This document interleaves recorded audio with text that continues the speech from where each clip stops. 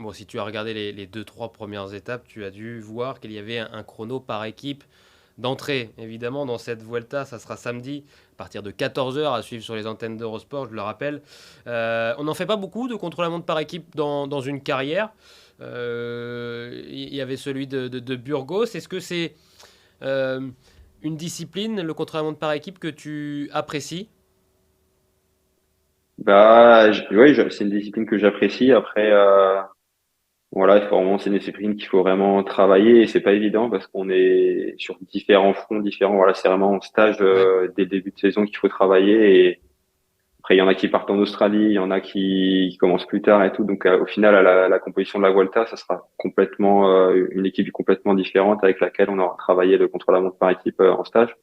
Donc voilà, donc là on va essayer de trouver un ordre, un train et le bosser dès jeudi et vendredi avant le chrono par équipe pour reprendre les automatismes aussi. Et le lendemain, donc, ça sera dimanche, une étape qui se termine à Barcelone avec un final assez accidenté, probablement pour Puncher. Est-ce que tu l'as coché celle-là? Tu m'as dit que tu avais regardé les 2-3 premières étapes. Est-ce que cette deuxième C'est étape, ça. elle peut être pour toi? Ouais, je connais un peu. Il y a un bon petit mur. C'est le circuit de la Vuelta Catalunya qu'on fait Ouais. 6-7 fois. Donc, plus ou moins, on va dire. Et c'est quasi la même arrivée. Donc, ouais, c'est vraiment dur. Je pense que ça sera plus pour des hommes forts, Roglic et Evenepoel, je pense, mais un peu punchy, mais j'aurai ma carte. Donc, je pense que je pourrais me faire plaisir sur le circuit et essayer d'aller chercher un bon petit résultat, ouais. Comment tu es sorti de ce tour de Burgos? Tu as abandonné malheureusement au cours de la troisième étape. Rien de grave à quelques jours de la Vuelta? Ouais, c'était compliqué. J'avais du mal à respirer. J'étais anormalement fatigué.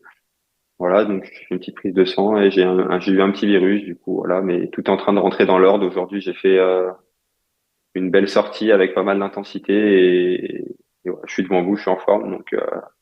Donc voilà, j'espère que c'est derrière moi et que d'ici samedi, tout sera rentré dans l'ordre et ça ira bien. C'est quoi ton programme d'ici la Vuelta?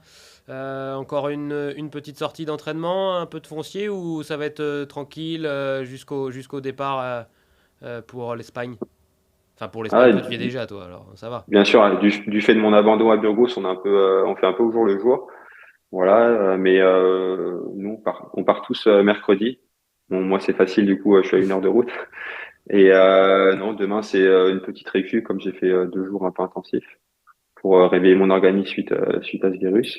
Et une petite foncière pour garder un peu les bases d'endurance, 4h30 mercredi. Et après, on va être avec l'équipe déjà à l'hôtel de la course sur Barcelone. Donc, ça sera travailler le chrono par équipe et on va faire quelques intensités à vitesse réelle et travailler les automatismes. Et la veille de la course, c'est souvent un peu chacun fait pas comme il veut, mais Hmm. voilà, 1 heure et demie et chacun fait les efforts qu'il veut ou juste une récup pour tourner les pattes. Ça, c'est personnel.